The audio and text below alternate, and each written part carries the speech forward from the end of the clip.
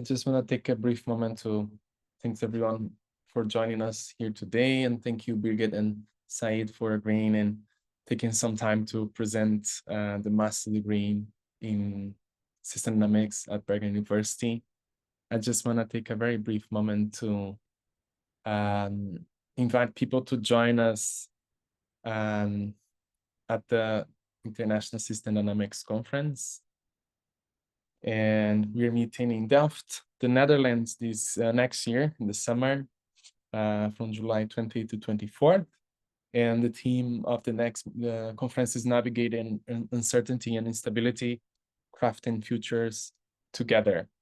And you'll soon be able to submit your work in January to present at the System Dynamics Conference. So really hope to see you guys there. And also, just a brief moment to highlight some benefits of joining the System Dynamics Society and being a member of the society. You get free access to our seminar series, all past recordings, more than 50 webinars that we already had, discount on our conference. If you plan to learn more on system dynamics, you get access to a pool of mentors that can help you learn more, and other benefits also included. So you can consider joining and learn a little bit more in systemdynamics.org/membership. And today we have Birgit Kopenskin and Said Langarudi from the University of Bergen. They're both professors at the University of Bergen. And today they're here to talk a little bit more about this wonderful program, one of the very few full master's degree in system dynamics in the world. So thank you so much for being here. Thank you, Birgit, again. And thank you, Said, for presenting this for us and our prospect students. It's all from my side. You can share your screen if you want. Okay. Well, thank you, Fernando, and hello, everybody. Fernando, you always talked about Said and me, but we're actually twice as many here to talk about the master program in system dynamics at the University of Bergen. And if I can, so we prepared a couple of slides to tell you a little about the master program in system dynamics at the University of Bergen. I'm thrilled that so many of you are here to hear about it. And when I say Fernando introduced only half of us, then that's true. My name is Birgit Kopenskin. I'm the leader of the program board of the master program in system dynamics. Said, can you say just quickly who you are? Hello. I think Fernando already introduced me. I'm Said. I'm an associate professor of system dynamics at the University of Bergen.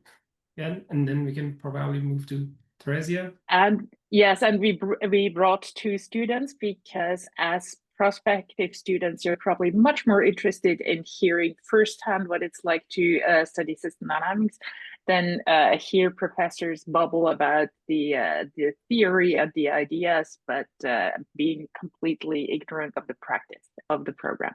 So Theresia. Hi everyone, so I'm Theresia, second year master student in system dynamics at the University of Bergen. Thank you for inviting me. You're crazy. And Verneri? Hi, I'm Verneri. I'm also a second year master student at UIB. Glad to be here. Yeah, thanks for being here. Okay, so we have a couple of slides. We're going to go through. I mean, some of you know exactly what system dynamics is. I see some familiar faces here, so bear with us. To others, we thought we'd briefly introduce the method of system dynamics to give you an idea of kind of the foundation of the program. We'll then talk about what you can do with a degree in system dynamics. Talk about student experiences, and then the boring stuff, the application procedures. We have time at the end for questions, but if you can't wait and have very urgent questions, those of us who are not presenting will monitor the chat and try our best to address questions as they arise. Okay, so I'm going to kick this off with a brief introduction of why are we talking about, or why do we believe that system dynamics is an education that is timely and important. And I want to start with pointing your attention to sustainability challenges, which are challenges that stubbornly tend to resist simple solutions. And why do they do that?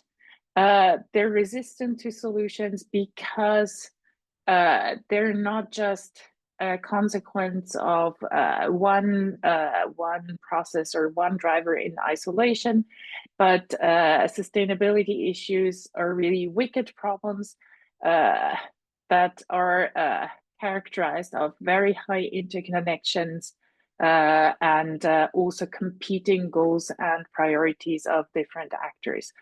And such problems or such issues, they require approaches that cater to the complex nature of these issues. And on the right-hand side of this slide here, you see something that we call a causal loop diagram. That's one tool that we use in system dynamics to study complex systems.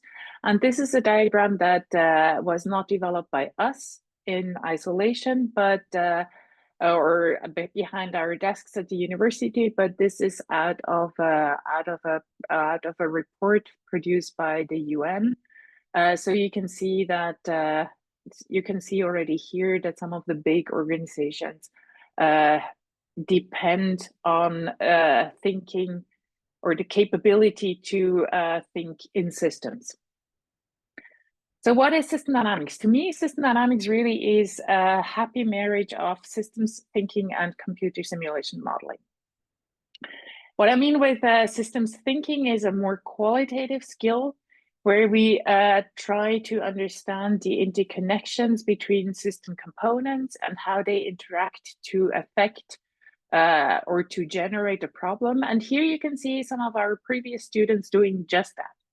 They're engaged in a lab session where they work on understanding the interconnections. I can't remember about which issue at hand, but here they're drawing system elements and the connection between these system elements. So this is an artifact of systems thinking, and if you look at some of the big organizations, private or public, you'll see that there's a lot of demand for systems thinking as a 21st century skill.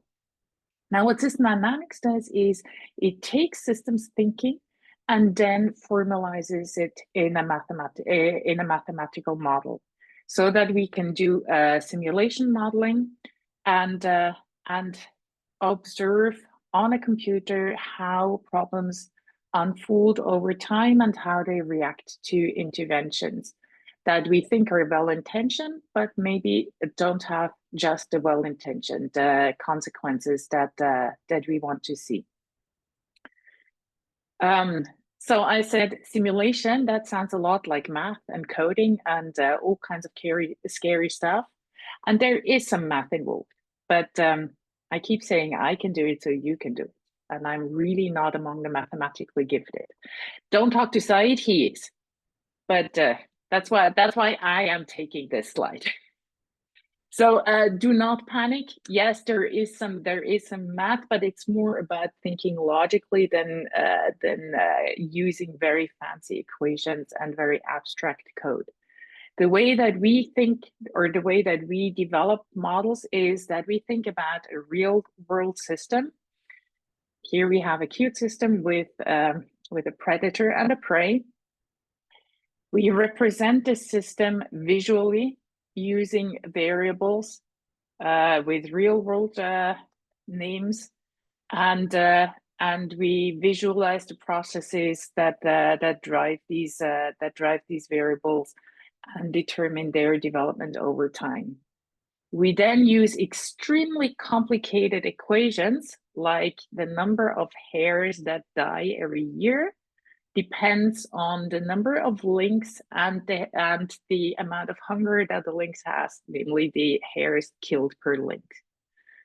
So that's essentially the math that you need to be able to master. The skill is more in how to conceptualize the systems than in how to formulate extremely complicated equations. But there are equations. If equations scare you, that's bad. You need to work on this fear, because you will overcome it. I promise you. I overcame it, so you can overcome it too. So we build these models by essentially by drawing how the system works, putting equations behind it, and then we can run the simulation model and observe the outcome of these variables and how they unfold over time. Okay, and this I would say is the key strength of system dynamics. The ability to use computer modeling and dynamic simulations helps us really to develop a deep understanding of how behaviors emerge from what we call the structure, and that's really this diagram of variables and their interconnections. And this deep understanding then allows us to design and test policies that are probably more effective than just well-intentioned ideas that are much less founded than if we think so systematically about a problem at hand.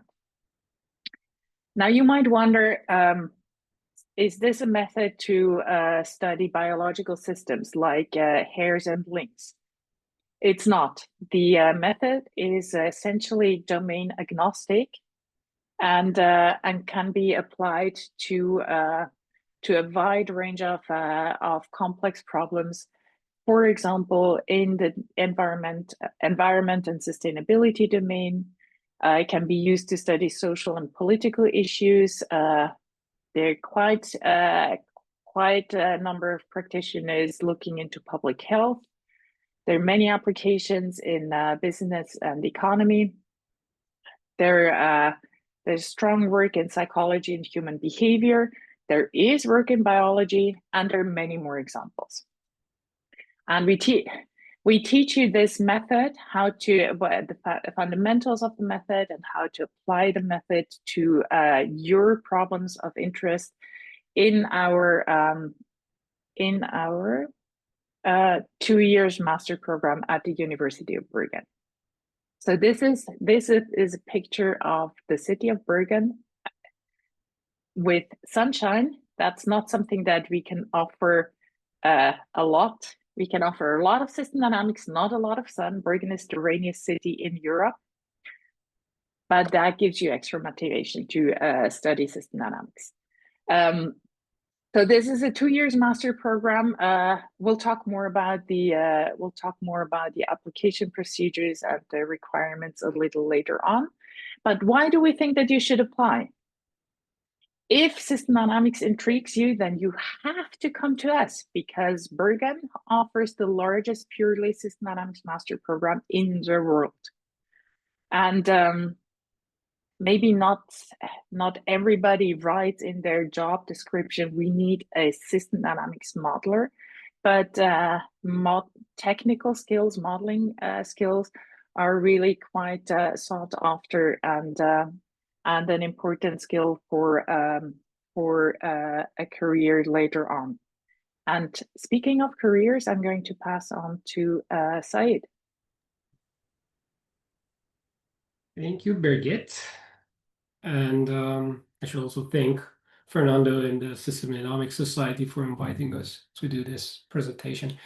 So yes, careers in system dynamics. Can you go to the next slide, please? Yes. So I think Birgit already mentioned that system dynamics has been applied in many different domains, and I should now add to it that it has been applied in many different organizations and institutions and at many different levels. For instance, it is being used by business firms and companies like Boeing and DNV. DNV in particular is in Norway. It's the biggest quality assurance company, and a couple of our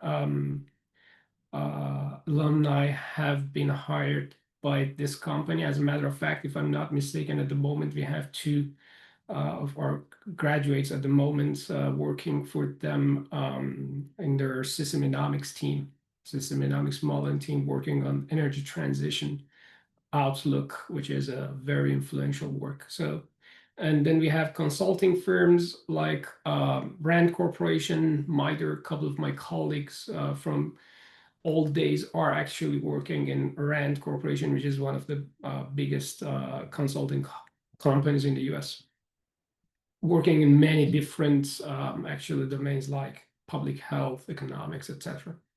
And we have also research institutions across the world working on many different topics like Center for Systems and Community Design, New Mexico Water Resources Research Institute. I personally worked actually for that institute, and I hired two system economists when I was leaving that institution. So they are actually now also having a big research group working on system economics.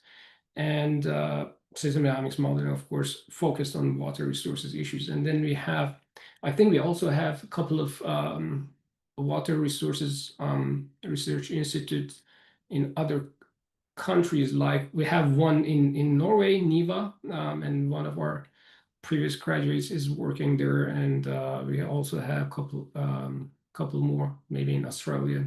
I don't remember all of them, but you also have international organizations like OECD, WHO, World Resources Institute.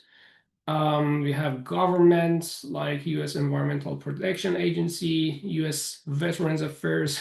I mean, I was also hired by New England Veterans Affairs when I was a graduate student in the US. And at that time, some of my colleagues were also working there as system economics modelers. So the numbers are a lot, so I cannot cover all the examples here. We have also basically any organizations that require predictive analytics and dynamic problem solving capacity, which may not be necessarily system economics, but system economics skills can help your employability there. So these are just a few examples of potential employers.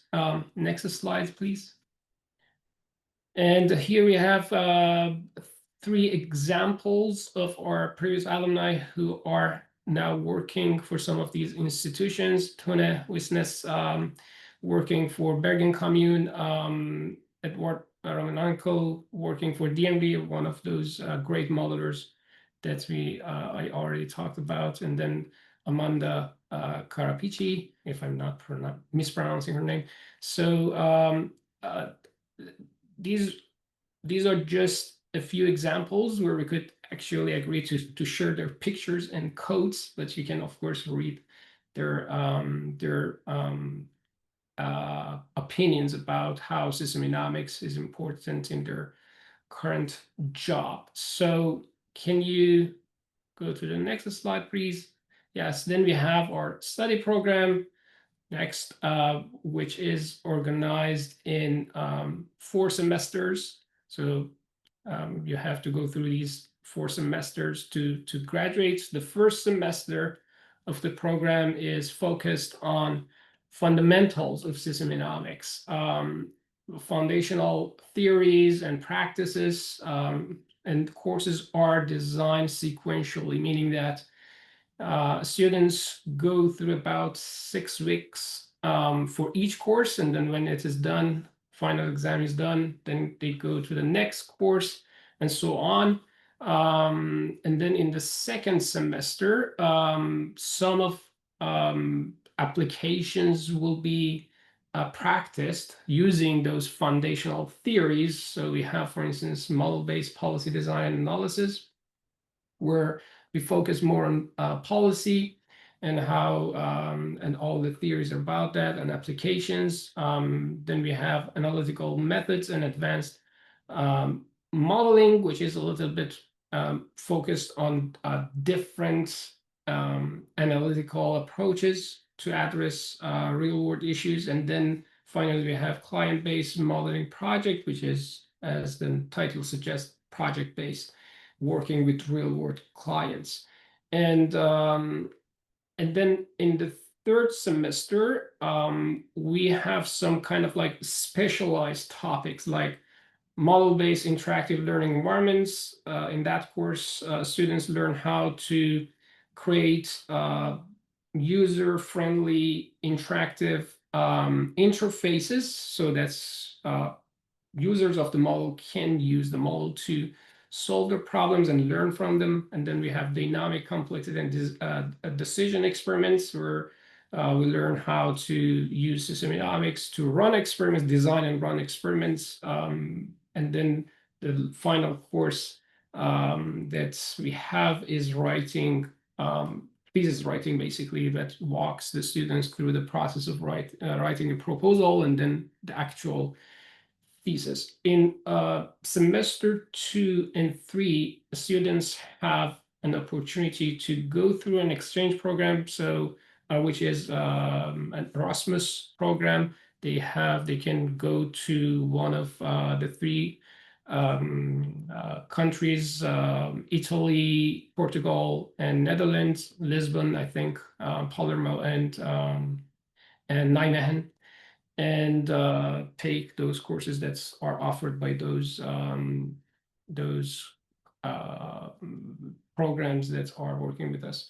So, and then the final semester, the 4th semester, will be focused on independent modeling, which is basically master's thesis. And I think some students, of course, can also apply for a full year thesis writing.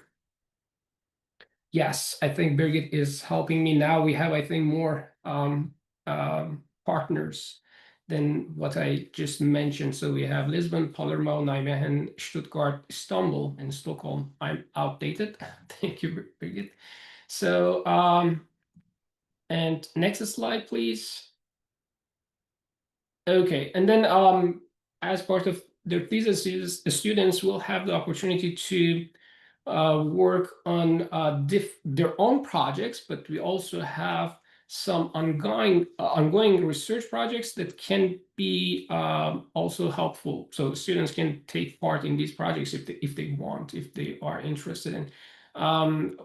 There are so many different projects, but we can categorize them in these 4 broad categories: climate change mitigation and adaptation strategies, common pool resource management and control, public health policy analysis, and socioeconomic and socio-ecological development and justice. So, we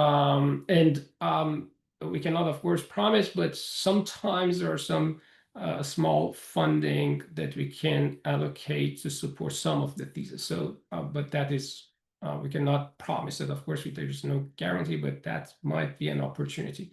So, next slide.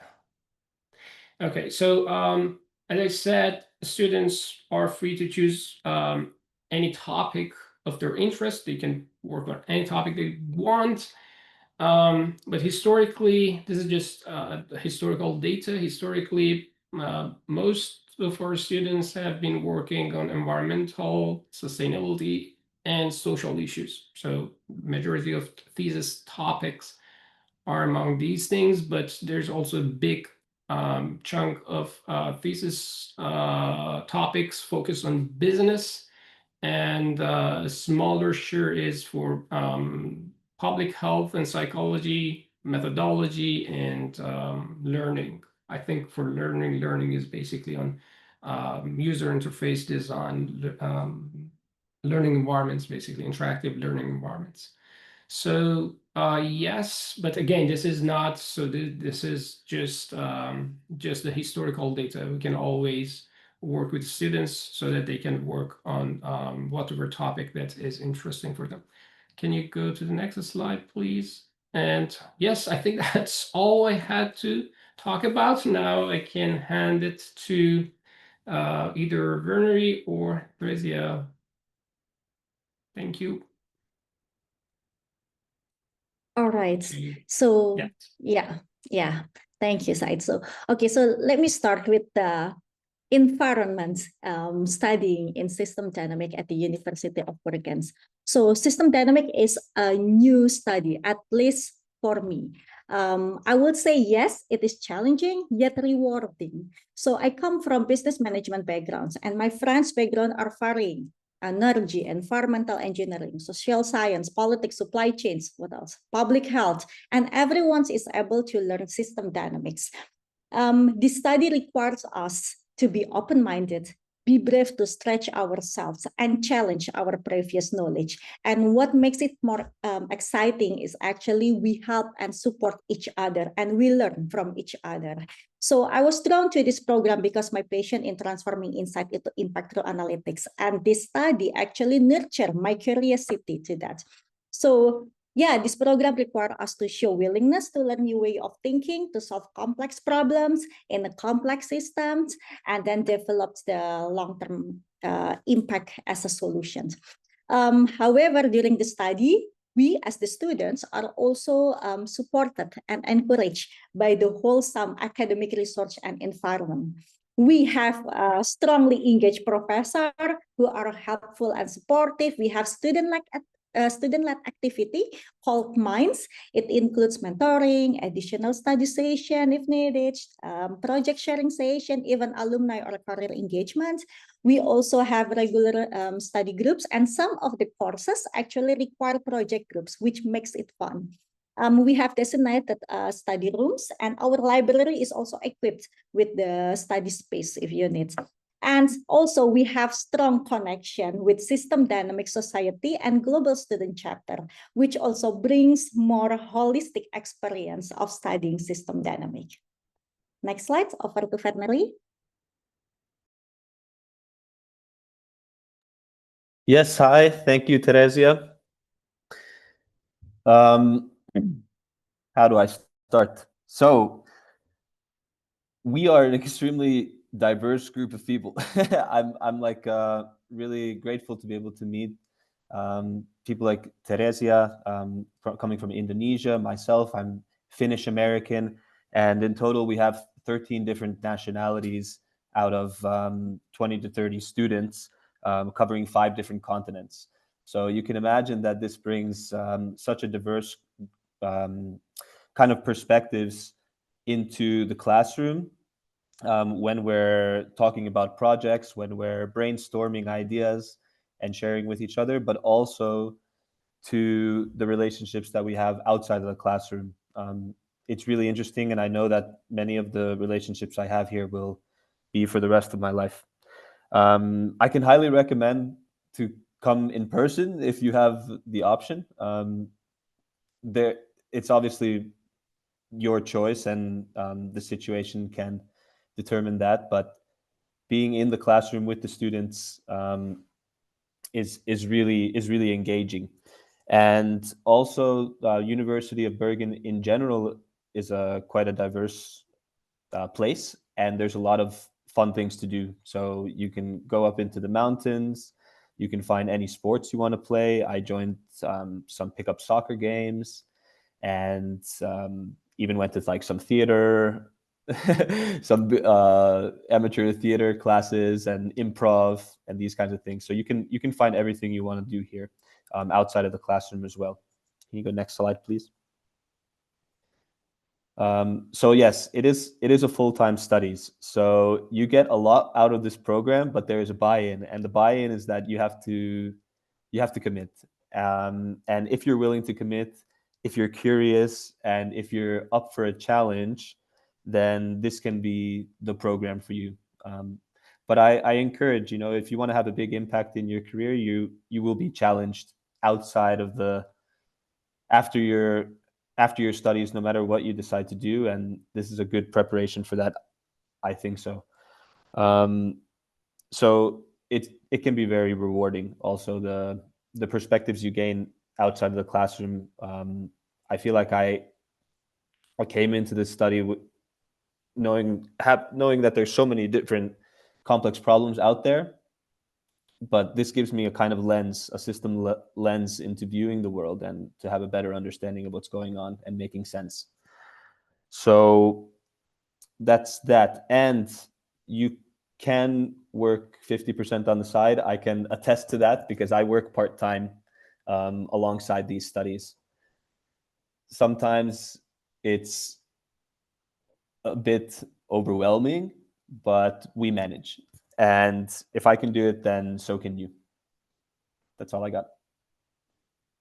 Thanks, Wesley. I also put this here because we're now moving to application procedures and boring formal stuff, and you will see that students from outside of Europe will have to pay tuition fees for this program, and so this was meant as a little bit of a carrot. So yes, this can be pretty expensive, but and Norway is not exactly the cheapest country that you can find, but there are possibilities of recovering some of your costs. And with a student visa, you can work at least part-time, full-time during times of the year where there are no classes.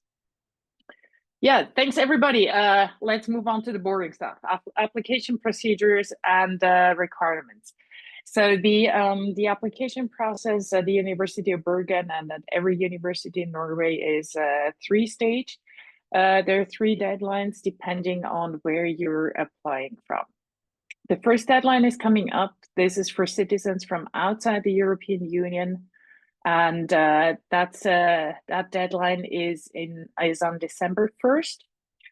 And here we sadly have to tell you that Norway introduced tuition fees for citizens from outside the European Union a couple of years ago. Then there's a next deadline, March 1st, for citizens from within the European Union. And the final deadline, April 15, for Nordic citizens. And this is an important plus. If you're a spouse or partner who is moving to Norway with somebody who is going to work there, you'll become a resident of Norway, and you will count as a Nordic citizen, and you will not be due tuition fees. Probably doesn't work so quickly to immediately get married to a Nordic citizen, but could be career goals. So that's a Nordic citizens and applicants who have a resident permit in Norway. For those, the application deadline is April 15, and for those there are no tuition fees. Oops, sorry, that was it. So this is a master's program. Your admission requirement is really that you have a bachelor's. It's as Theresia and Weimar said, the diversity of backgrounds among students is huge. This can be challenging, but we see it as one of the greatest assets of the program. We live diversity, and I mean, systems thinking is something that applies to complex problems that cut across disciplines. We better just we walk the talk. So you need to have, in order to fulfill the admission requirements, you need to have a bachelor's degree with some specifications, and what is the equivalent of a Norwegian grade C. On the web pages of the University of Bergen, you'll find a translation table. If you wonder whether your grade is equivalent to a Norwegian grade C, I do not know these translation factors by heart. And you need to document proficiency in English. There are, of course, some country level exceptions if you're from a country that actually speaks English, that none of us does properly, but some of you might actually be native speakers. You need to document this, but that's it. So these are the two formal admission requirements: a bachelor's degree with an average grade of C and documented proficiency in English. That's all it takes to apply for a master program in system dynamics. And I really, really want to invite you to dance with systems, to come to the University of Bergen and learn how to dance with systems. We cannot control complex systems. There are far too many factors, far too many interactions, but we can learn how to understand them and how to continuously adapt to them. The great Onella Meadows called this dancing with systems, and we'd love to help you dance with us. So that's all we have for now. We now have time for questions. And also, if you don't want to ask your question now, or you remember a question later, you can always reach us on the email addresses here. If you have questions about the application process, of course, you can send me an email, but I will not be able to answer it. Please direct those emails to admission@uib.no. Questions about the program? Absolutely. And the QR code is about the directs you to the program page. And I will stop talking because the questions start coming in. Is there an essay required to express interest? From Megan? There is a motivation letter that is required for applicants from outside of the Europe. Yes. Akim, you're right. That's Hey. not how I pronounce your name, huh? Akim, that's fine. Yeah. Okay, good. So I'm a potential international student. My question is around the tuition fee. The website says that you would have to pay the tuition fee up front all at once. Yes. And it says if you withdraw by the 1st of September, you can apply for the refund. Now, my question is, does that imply if you miss that deadline, you lose the entire tuition? Yes. So the semester starts, but our semester starts in mid-August. Yes, what I mean is, my understanding is I'm going to pay the tuition for the entire program all at once. Is that correct? For the first year. For the first year. For the first year, yes. And if you were to drop out after the first semester, do you also lose the second semester's tuition? No, but these are questions. Please don't sue me for a wrong answer. But my guess is that you will get the second semester refunded. Okay, cool. I have two more questions, if that's okay. Yes, please. Second question is, on the website, when I looked at the course descriptions, it mentioned that the courses consist of video streamed lectures and labs. Could you kind of sketch out what that means, what that looks like? Okay, so as Valerie said, it's highly, we would recommend everybody to attend classes and labs in person. So everything happens on campus in person. But we stream all our lectures, and we also record all our lectures and the labs so that they're available for rewatching. That's the ideal case when you were actually there, or for watching when you were not there. Okay, cool. So definitely so it is possible to take lectures. Yes. Yeah. Okay. It is possible to take the entire program online, but you need to be so motivated to do that. Okay, interesting. Well, you just raised another question for me. So you're saying that it would be possible to do it remotely?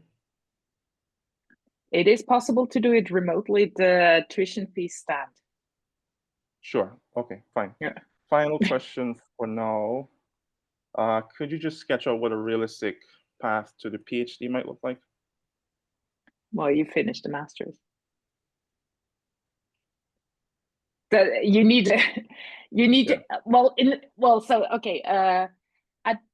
at Norwegian universities you usually need an average grade B from your master's to qualify for a PhD program. We do have a PhD program in system dynamics at the University of Bergen, but we don't have core funding that we can use to hire PhD candidates. So we do have PhD candidates, but those candidates that we have, they're funded through projects, or they come in as so-called external PhD candidates with an employer who sponsors their PhD. What you cannot do is you cannot do a self-funded PhD at the Norwegian university. Norway is a social country. They don't want you to starve yourself. Okay, thank you. Thank you. Raymond, I know this. I think, Birgit, you already answered Okay. Raymond's second question, but if you want, you can repeat that. It's about PhD. So PhD, yes. We do have a PhD program. It's a little less formalized than the master's program. At the University of Bergen, you need to do half a year worth of coursework for a PhD. And the PhD is usually 3 years. Yes. So 3 years, of which half a year is coursework, and a third of this coursework is a mandatory course in philosophy of science. There are no tuition fees for PhDs yet, hopefully ever. But yes, no tuition fees yet. Nice. And John, you already answered your own question about whether the areas of specialization are listed online. Yes, they're listed online. I was hoping to jump in with a question on just kind of like the Please. student body here. Are there many like mid-career professionals who join the master's program? I've been like a working professional now, like probably over like a decade, and I'm kind of looking to make a little bit of a change and dive deeper into this field. Yes, please. Theresia or Valerie. Yeah. Yeah, I'm joining this program after 10 years working experience. So, and then that's actually the reason why I'm joining this program, because my background was in market analytics, and I want to learn more about analytics, deepen more with the new way system thinking, but broader domains, broader industry. So system dynamics allows me to study that basically. Finally.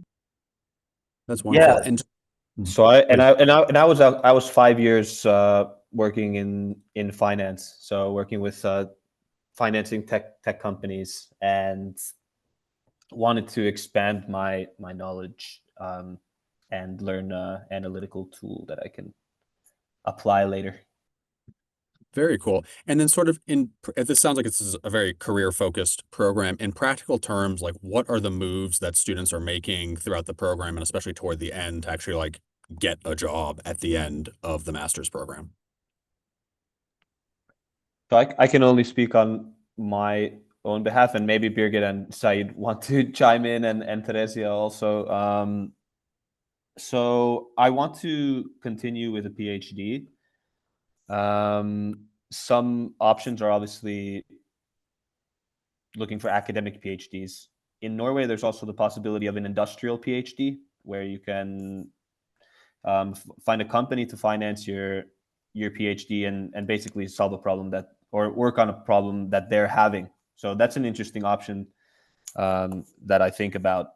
And beyond that, I have thought about consulting jobs. So basically just going and selling these tools that I acquire here two companies. I went to the International System Dynamics conference this year, and I met a lot of practitioners that work in system dynamics, and it's also recommended to potentially work with an expert in the field, kind of like an apprenticeship, kind of like you think about how doctors go and work in apprenticeship or a residency to learn their field. This is something that I would consider as well.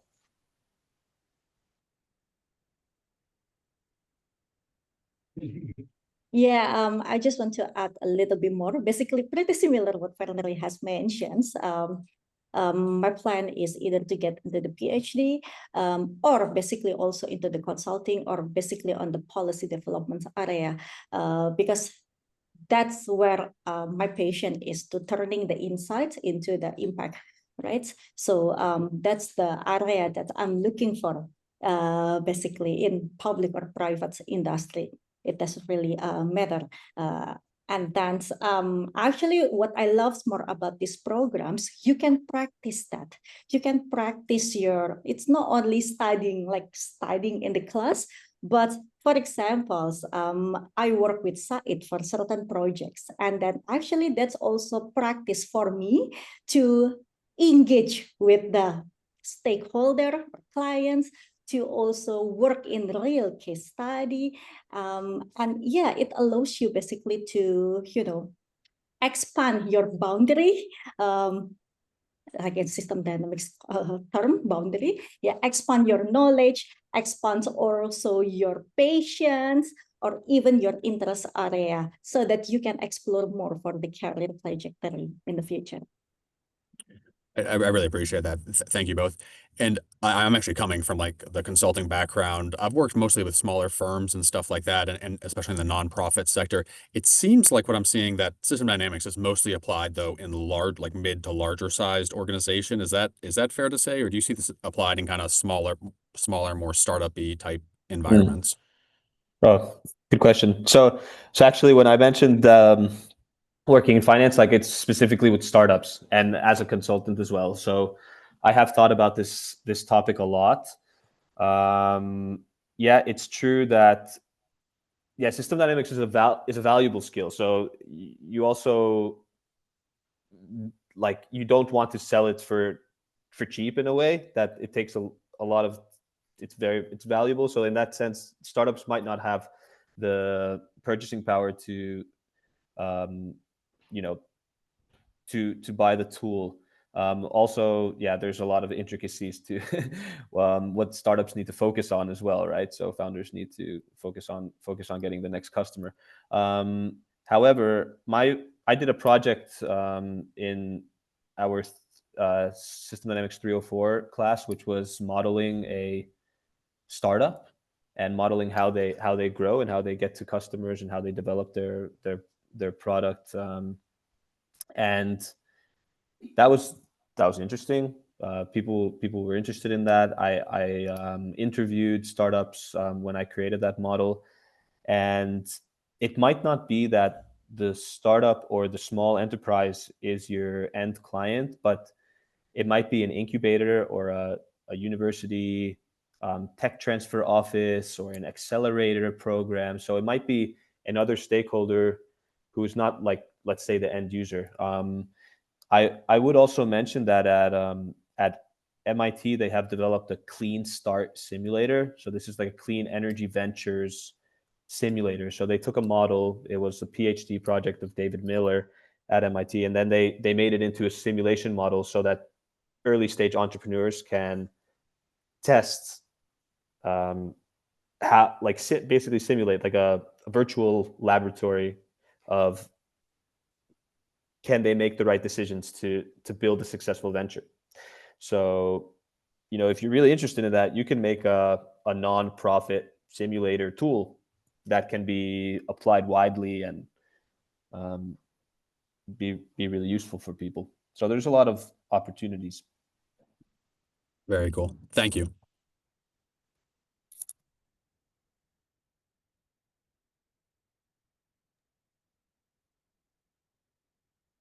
Yeah, please let us know if you have more questions. I can maybe I'll find the email addresses again if you have questions later. Is it But okay if I make read use of Fernando's make use chat out of loud? Theresia and Werner being here? Yes, and please So do, Megan. Fernando Yeah. is a former student as well. Fernando Redivo, the Director of Marketing and Communications at the Society.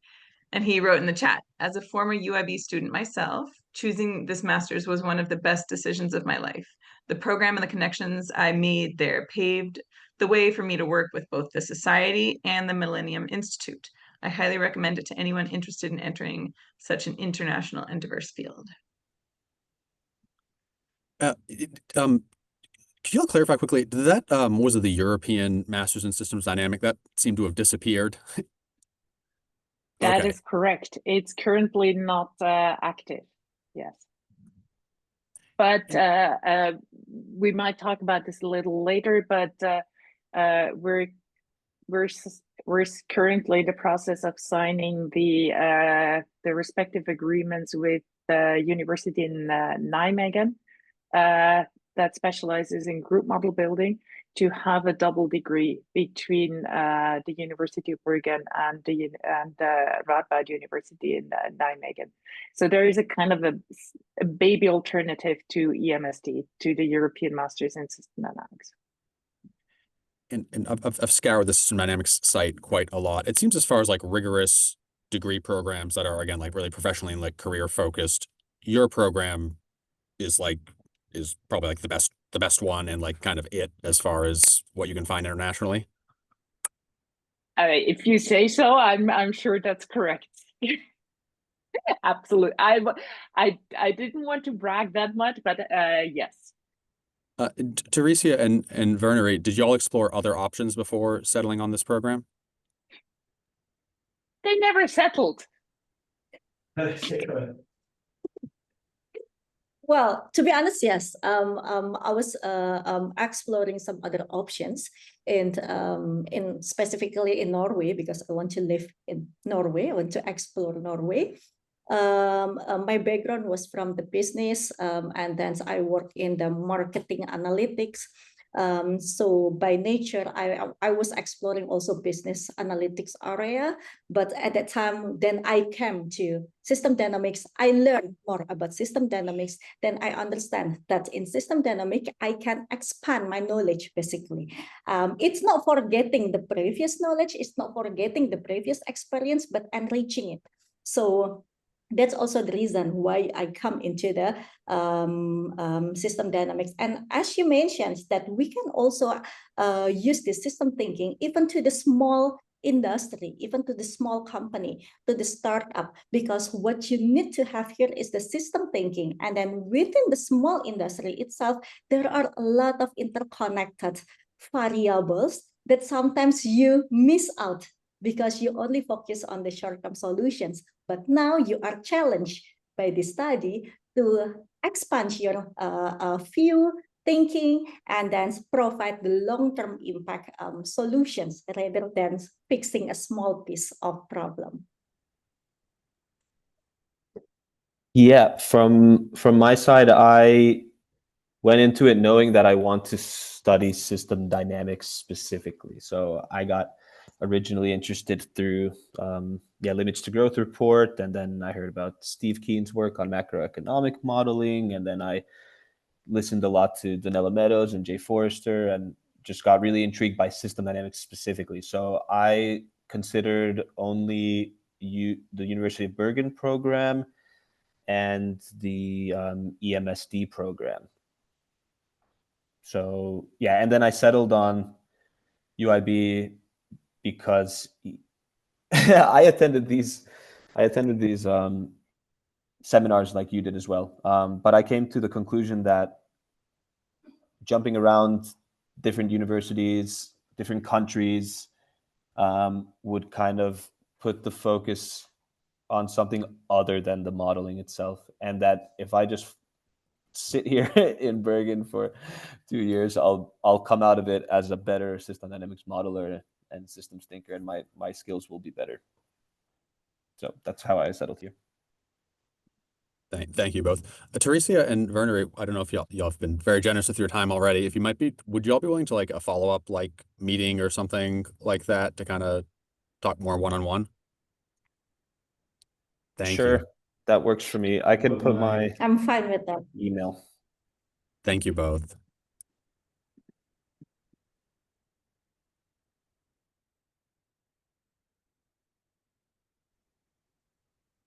Yeah, I mean, thank you so much, Teresia and Werner. That's the best decision ever to beg you to participate in this webinar.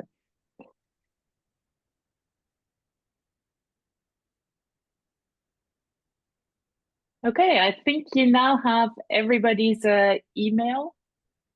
There you go. Are there any urgent, burning last questions? If not, don't forget December 1st is around the corner.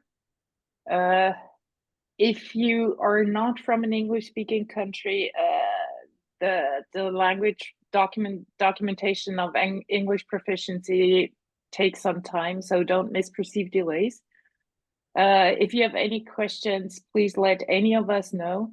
We're happy to continue this conversation. And otherwise, thank you so much for being here and for asking all these great questions. And again, thanks a lot, Teresia and Werner, for being really awesome. Simon asks, are there letters of recommendation required? No letters of recommendation required. Thank you. Thank you. Thank you, everybody. Thanks for Thank coming. you, Have a great Bergen, day, Said. everybody. Thanks, Thank everyone. Thank you, Take everybody. care. Have a great day. Bye-bye. Bye, everyone.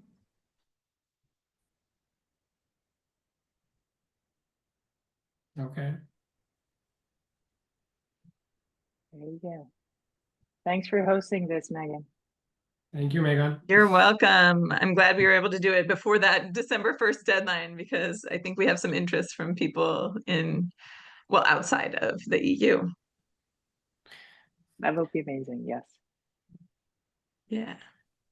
You may Great. very well Attendance get a was few really good. applications based on this. I think it was really good.